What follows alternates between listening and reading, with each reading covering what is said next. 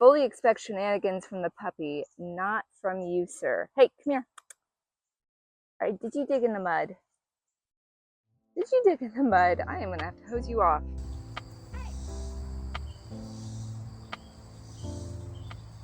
Good morning, garden friends, and welcome back to Rooted in Blooms. If you are new here, my name is Caitlin. I am gardening in Zone 6B, Southwest Missouri, and it's mid-August, so garden's in maintenance mode right now. We are transitioning from the summer garden to the fall garden, and I have yet again another list of chores. I've got a lot of things that need to be pruned. So my tomato plants are looking a little scraggly. My tomato plants have actually rebounded, which is really exciting, but they do need some TLC, so I'll be pruning those today. I also have some squash plants that, for whatever reason, they're huge. They haven't put on any fruit yet. They're attracting a lot of squash bugs, which nobody wants to see that, but they do need to be pruned as well to help with the airflow, help keep the pest pressure at bay. So I'm going to work on that today. We also have some peppers that need to be picked, which is exciting. Need to think of some recipes for those, and just a few other miscellaneous things to do around the garden. All right, let's go get to it. The soaker hose is going. You can see here we've got some condensation coming off. I run this for about an hour every morning, and so far that's been it's been working really well.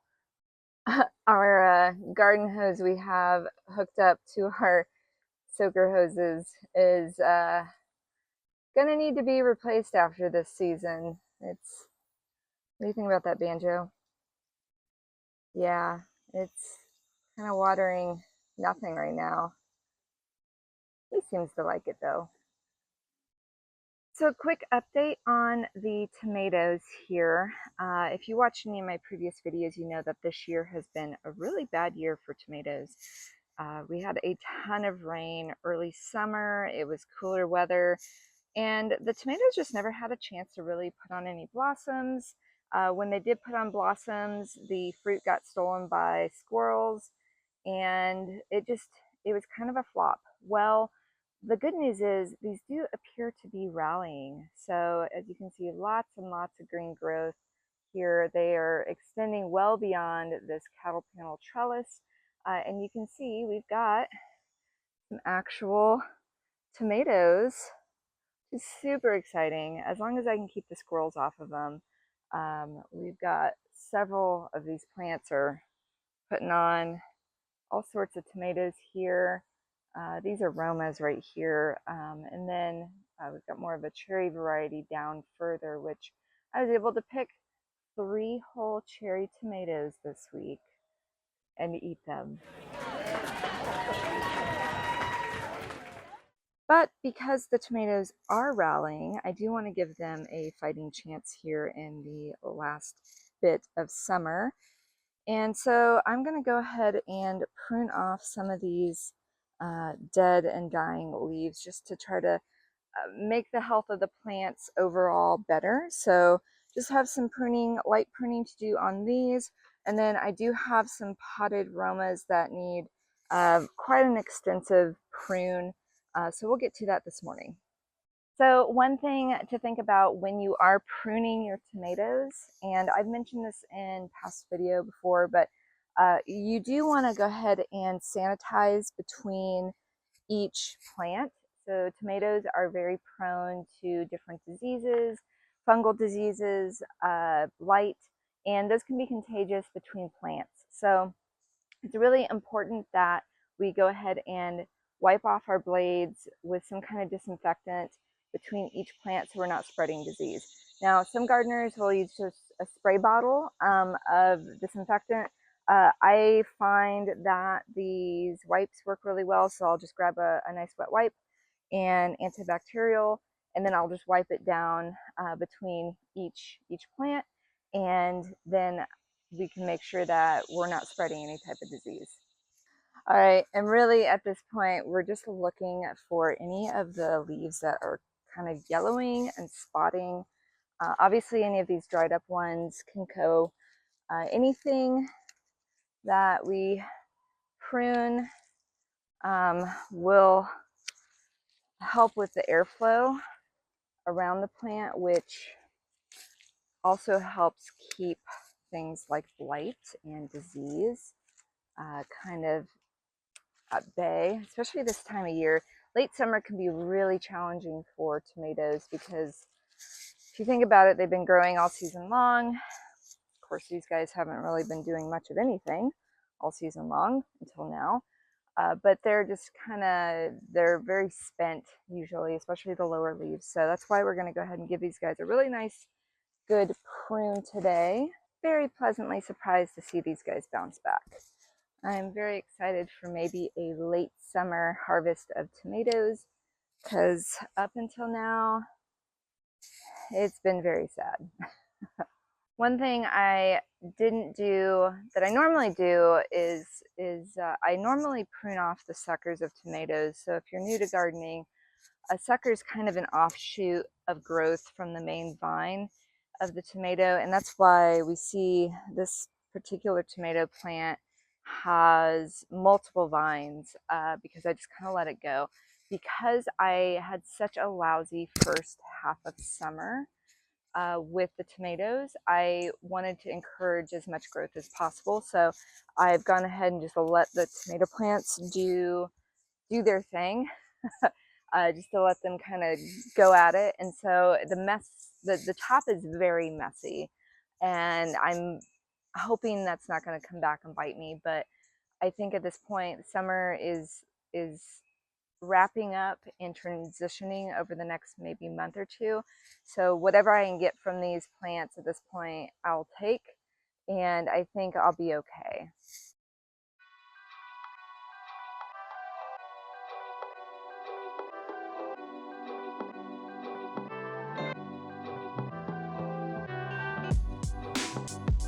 The top of the growth looks very good though. Very happy with that.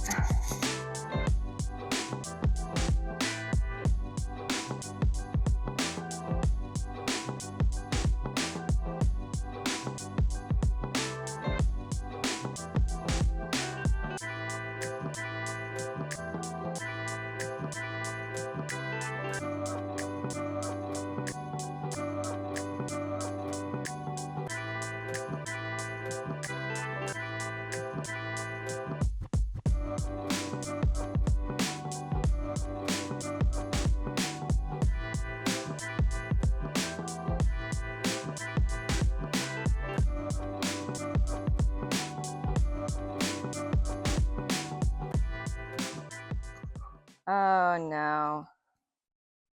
You guys. Oh no. What did you guys do? You found a mud hole, didn't you? You guys are a mess. You guys are a mess. Oh my goodness. Ugh. Both of you.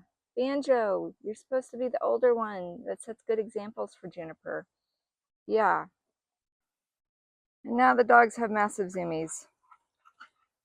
So these large pots are the remainder of my tomatillo plants on the ends here, which these guys, these guys are definitely ready to be pulled out.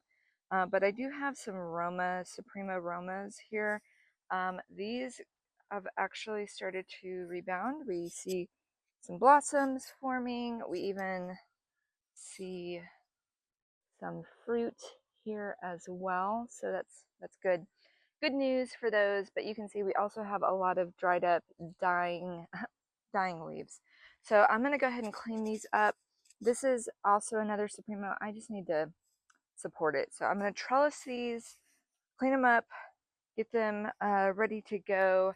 Hopefully they'll put on another round of fruit, and fingers crossed we can keep the squirrels away from them this time.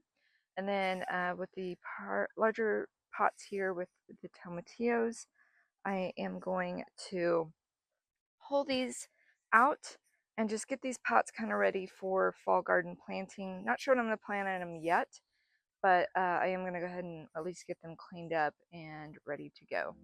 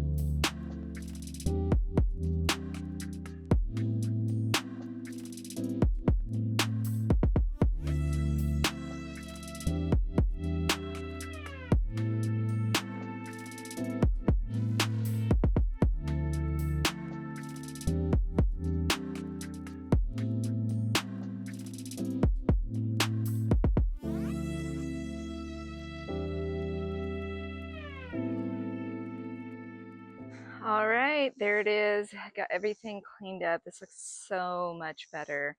I did utilize these trellises that I had on my tomatillos that are no longer here. I kind of did a makeshift wall just for extra support. One of the things that these pots are on is a slight slope, so that is why things are leaning a little bit more to the right. And so having the just a little bit of added support helps to pull up some of these vines that were leaning over. But as you can see, we've pruned these up really nice. Right, Juniper? Hey girl, you're being cute. I trellis this one up a little bit more, so as it grows, I'm going to try to continue to train it up. I'll probably eventually have to bring in some more stakes, especially if it's going to get as big as these guys. But then same thing here. So you can see all of these vines have been kind of grouped up. Overall, cleaned up, hopefully giving these guys a fighting chance to actually produce some fruit. So one of the other areas that really needs to be pruned back just to help improve airflow and also just to um, improve the pest pressure on it is this squash plant. So this, I believe, is a yellow squash. It's massive. It took off in this space. It's actually in the corner of this round oval bed. It's huge. It hasn't produced any fruit yet. It does have blossoms, but it just keeps sprawling. So I have noticed there's quite a few squash bugs on there. A lot of the leaves are wilted. I'm hoping I can chop off some of these wilted leaves, improve the airflow, improve the health of the plant so that it actually produces fruit. Right now it hasn't been productive. It's just a massive plant, and I think has potential to create a lot of squash. So let's get to it. Let's see if we can clean up some of these limbs. All right, I'm basically going to just start taking off any leaves that appear to be damaged. Yeah, and there's even some baby squash bugs on some of these, so definitely want to get rid of those leaves.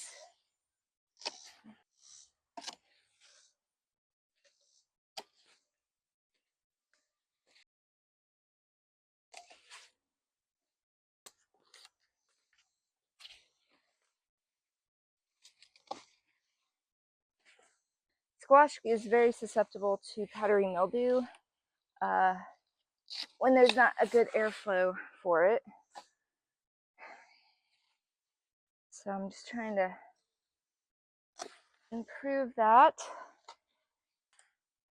Of course, killing any squash bugs along the way is a bonus.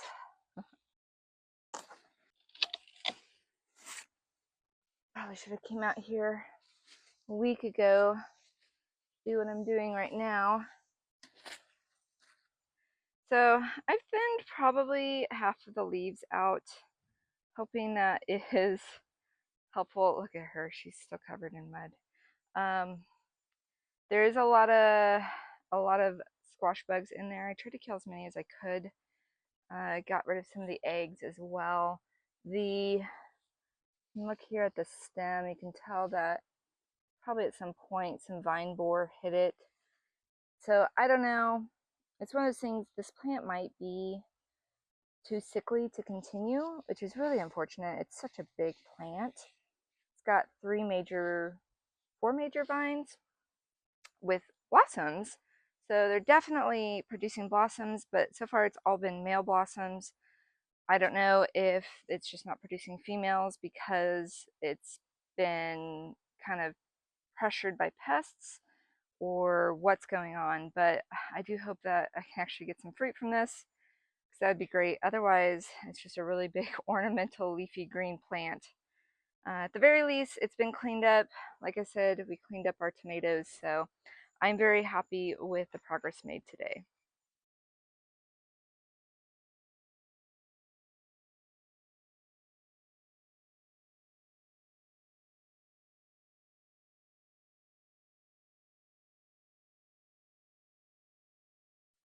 Great. So new day here, and it is actually the afternoon, but it's very overcast, so it's a perfect time to get out here and go ahead and pick some of the produce that I have neglected. I have several pepper plants that are ripe with peppers to be picked.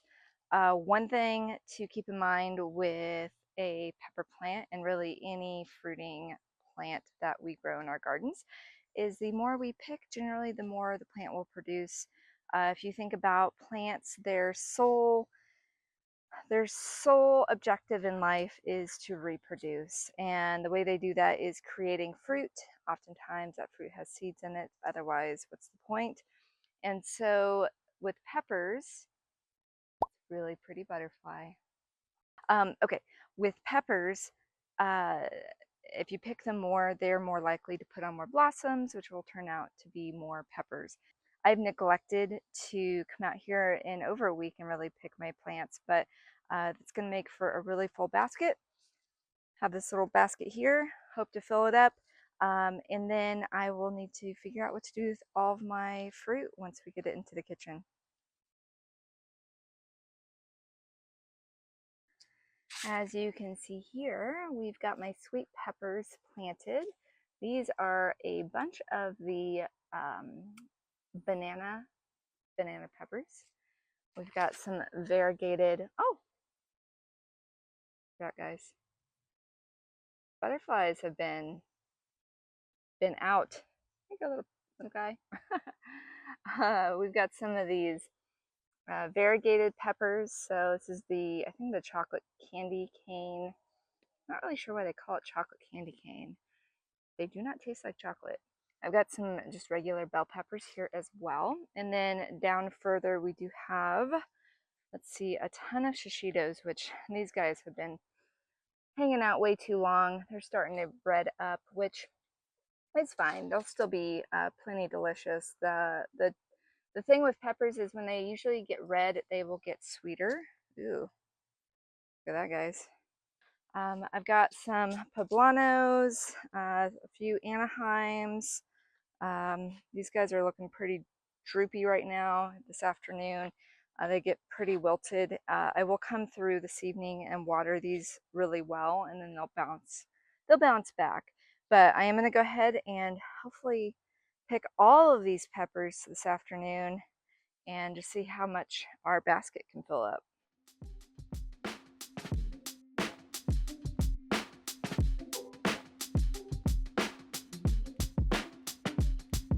So I have a yellow squash. First yellow squash of the season. Kind of sad for that.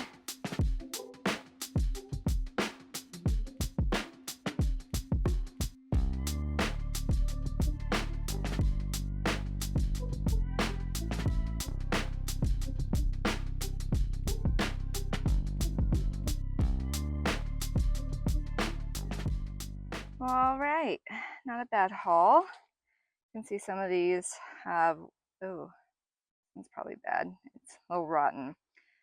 What ends up happening is sometimes I'll get sun scald. They turn a different color here, which can damage the outer wall of the pepper, making it unusable. So these are actually both pretty bad. Some people will put their peppers under shade cloth in the summer. Peppers like heat, but they don't really like being inundated with direct sun. So sometimes, like I said, if you can put them in a shadier spot, they'll actually do a little bit better. And apparently she likes all the peppers. Help yourself, I guess. Okay. Anyways, yeah, so we've got some jalapenos here. These are the Megatrons. They're pretty small right now, but I'm going to go ahead and pick them just because it is really hot. They are starting to get hit with sun scald. Got some Anaheims too, bell peppers, a ton of these banana peppers, these shishitos here, which are probably our favorite pepper, and some miscellaneous green beans. I also picked a yellow squash, which is buried in here somewhere. There it is. Not super big, but you know what? I'm going to take it now because I haven't had any this whole season and I love yellow squash. Also, picked a couple small cherry tomatoes. So overall, you know, considering the way the garden's been going this year, I'm happy with what I can get. So not bad for mid-August, heat of summer. Here's hoping that we can continue to have some produce throughout the next couple months. Thanks again for joining me in the garden today. Feels like we're just about to get rained on. I think I had 1 or 2 drops just fall on me now, which is always exciting this time of year when we haven't had a proper rain in probably 2 weeks, 3 weeks maybe. We got all our rain at the beginning of summer. Anyways, thanks again for watching. I hope everyone's gardens are doing well. Leave a comment down below. I'd love to hear from you. Let me know where you're from. I'd be curious to know what kind of zones people are growing in and how your summer garden's going. It's going to drop rain any moment now. Look at my squirrel deterrent spinning with this breeze. All right, until next time. Thanks for watching. Bye.